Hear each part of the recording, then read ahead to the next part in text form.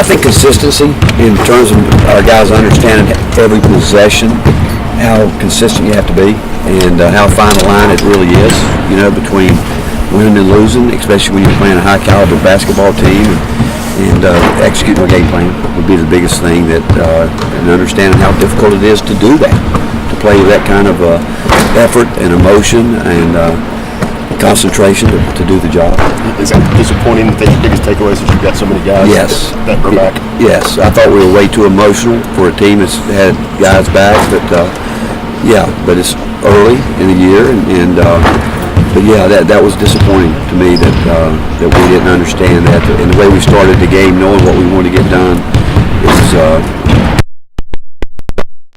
what we talked about with our game plan. Emotional in what respect? It's going to be celebrating too early? All of it, too amped up and not concentrating early and understanding what, I think players still get emotional, I think guys, and it's easy to get caught up in what goes on around it as opposed to staying focused on the fact that, we've earned the right to be there. Now we got to, if you want to stay there, you don't have to fight to stay there.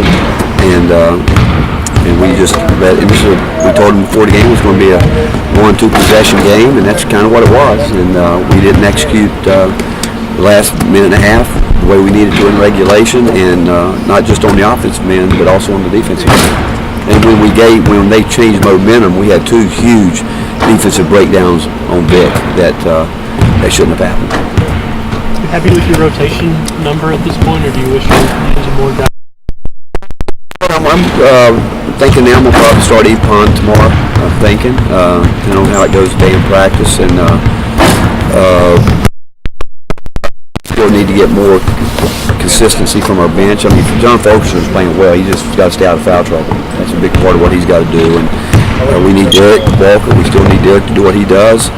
We still need Kyle to come with Kyle was terrific. When you go back and look at what he did in that game, the way he was down, ready to play defensively, and what he was doing, I mean, he did a lot of good things. And I want to see him have that kind of aggression on the offensive end as well. And I thought Jordan Bone really had a really stellar game when you look at his way he controlled the pace and what we wanted to do and what he wanted to get done. And some of the other guys that came in not really linked in with what we were trying to do as a team, and it only takes 1 or 2 possessions to get everything out of rhythm. What was the thought process of Lee throwing him in the starting? Just the fact he's doing a lot of things that might not show up on the scouting report. He's a guy that he defends. He's the way he's going to the basket, making things happen. And, I don't want anybody to get comfortable. I want them all to know that, hey, we're going to make changes here up until we're done playing. And I want everybody. And he works. I think as a group, overall, we have a group of guys that work, but he's a guy that goes above and beyond. Was film review better or worse than you expected after looking back at the film? There's a lack of free throws. Yeah, I think what it got down to when he saw the tape is you point out how consistent Kansas was with their game plan, and where we were consistent maybe 85% of the time, not 90% of the time. I think that's probably the biggest takeaway, and you got to have again, that's simply what it gets down to, is that you've got to be consistent every time you come down the court. They're really take a back shot. They are great, as most great teams in the open court. And they put their head down and they really go, and they get there. I mean, you think about we took a couple back in turnovers, and I remember one time in transition they got loose and Vic just ran straight to the 3-point line and they found it, because it was a free one. It's like a quarterback, team jumps off sides, he knows he's got a free shot down the field. They had a couple of those. We didn't have any of those, and so that goes back to where we've got to be able to take care of the details for the entire game. What do you know about Eastern Kentucky? They play really fast. They play really fast. When they probably take as many shots as anybody in the country. I think they're in the top 4, maybe even higher. An all-conference player for the last 3 years that can really create situational problems for you, but play fast, they press, they're going to get up, they want a high possession game, and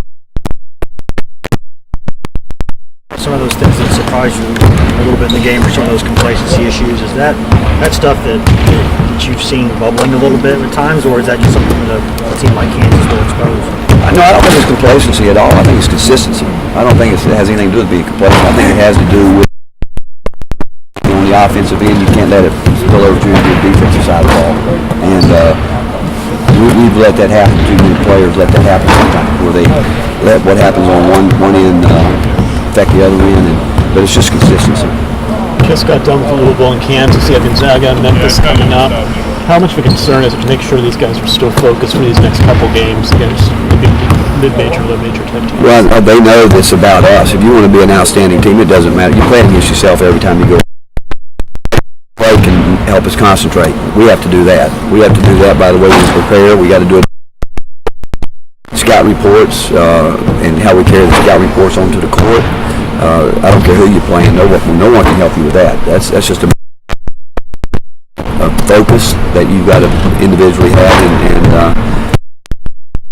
all about us. Hey,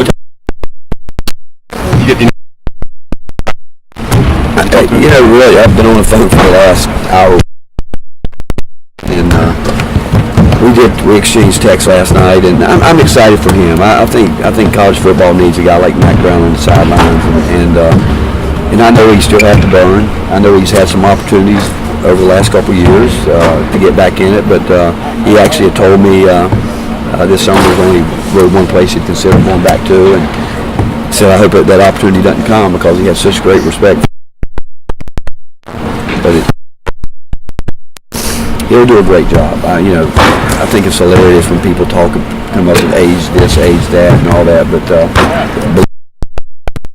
he'll do a great job. And the fact he's having great success there, and he'll do what he always does. He'll build a program, and he'll do a great job. I'm excited for him because I know how to end it for the right way, and this way he gets to do it on his terms. And he's a friend, he's a dear friend, and I'm just really happy for him and Sally. Yes, not just in coaching, but just in any profession. People who reach the age that you are reach, that think about retiring. They think about taking back and enjoying some grandkids and doing some other things in life. What is it about guys like you that makes you want to just keep going in a really tough profession? I think you enjoy this. Help them get better, do what they want to do, and help them. And I think when you lose the passion to be around the kids, I think that's when it's probably time to quit. I still, the excitement you get from playing games and trying to put together a team, but I think if you ever lose the excitement of wanting to be on the court and seeing these guys and spending time with them, and that's probably the time to quit. And there's no doubt in my mind if I ever lost that, I couldn't do it. And that's the one thing about Mac Brown. I know he misses having a team, and I think that when you get to that point, if you miss having a team, it's probably would be time to quit. But and I can tell you, so many guys I know that quit early would tell you that they wish they would have stayed just a little bit longer because they missed the everyday, operations of what you built for and what you worked for. But the best part is just the day-to-day relationships you have. Thanks, Coach. Thanks, Coach.